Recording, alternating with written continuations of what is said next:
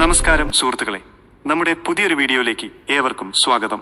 ഭാരതത്തിലെ ഓരോ ക്ഷേത്രത്തിന് പിന്നിലും നമ്മെ അത്ഭുതപ്പെടുത്തുന്ന എന്തെങ്കിലുമൊക്കെ രഹസ്യങ്ങൾ ഒളിഞ്ഞിരിപ്പുണ്ടാകും.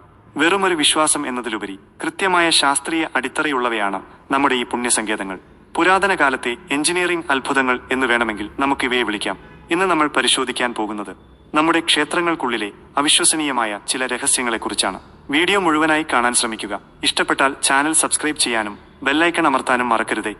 ആദ്യമായി നമ്മൾ ചിന്തിക്കേണ്ടത് ക്ഷേത്രങ്ങളുടെ സ്ഥാനത്തെക്കുറിച്ചാണ്. മിക്ക പുരാതന ക്ഷേത്രങ്ങളും നിർമ്മിച്ചിരിക്കുന്നത് ഭൂമിയുടെ കാന്തിക മണ്ഡലം, അതായത് മാഗ്നറ്റിക് വേവ് പാത്ത് ഏറ്റവും ശക്തമായ ഇടങ്ങളിലാണ്. ഈ പോസിറ്റീവ് എനർജി ഏറ്റവും കൂടുതൽ കേന്ദ്രീകരിക്കപ്പെടുന്നത് ശ്രീകോവിലിനുള്ളിലെ വിഗ്രഹത്തിലാണ്. ഇതിനെയാണ് ഗർഭഗൃഹം എന്ന് വിളിക്കുന്നത്. വിഗ്രഹത്തിന് താഴെയായി ചില ചെമ്പ് തകിടുകൾ അല്ലെങ്കിൽ യന്ത്രങ്ങൾ സ്ഥാപിക്കാറുണ്ട്. ഇത് ഭൂമിയിലെ ഊർജത്തെ ആവാഹിച്ചെടുത്ത് ചുറ്റുമുള്ള പരിസരത്തേക്ക് പ്രസരിപ്പിക്കുന്നു. അതുകൊണ്ടാണ് ക്ഷേത്ര ദർശനം കഴിഞ്ഞിറങ്ങുമ്പോൾ നമുക്കൊരു പ്രത്യേക ശാന്തതയും പോസിറ്റീവ് എനർജിയും അനുഭവപ്പെടുന്നത്.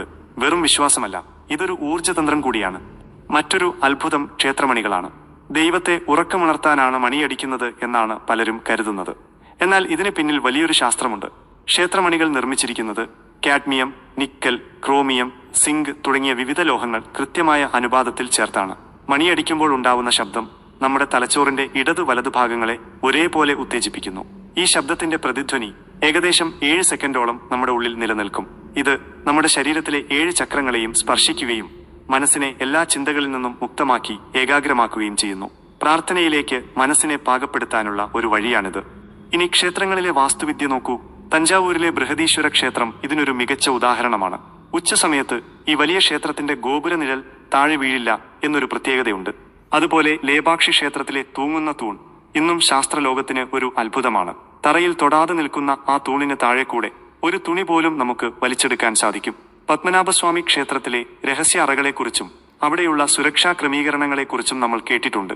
ഇവയെല്ലാം തെളിയിക്കുന്നത് നമ്മുടെ പൂർവികർക്ക് പ്രപഞ്ചത്തെക്കുറിച്ചും നിർമ്മാണ രീതികളെക്കുറിച്ചും ഉണ്ടായിരുന്ന അറിവ് ഇന്നത്തെ സാങ്കേതിക വിദ്യയേക്കാൾ എത്രയോ മുന്നിലായിരുന്നു എന്നാണ്. സുഹൃത്തുക്കളെ, ഇതുപോലെ ഇനിയും ഒരുപാട് രഹസ്യങ്ങൾ നമ്മുടെ ക്ഷേത്രങ്ങളിൽ ഒളിഞ്ഞുകിടപ്പുണ്ട്. ശാസ്ത്രം എത്ര വളർന്നാലും ഇന്നും പൂർണ്ണമായി വിശദീകരിക്കാൻ കഴിയാത്ത പലതും അവിടെയുണ്ട്. ഇതിനെക്കുറിച്ച് നിങ്ങൾക്ക് എന്താണ് തോന്നുന്നത്? താഴെ കമന്റ് ചെയ്യാൻ മറക്കരുത്. ഈ അറിവ് മറ്റുള്ളവരിലേക്കും ഷെയർ ചെയ്യുക. അടുത്ത വീഡിയോയിൽ മറ്റൊരു രസകരമായ അറിവുമായി കാണാം. അതുവരെ നന്ദി, നമസ്കാരം.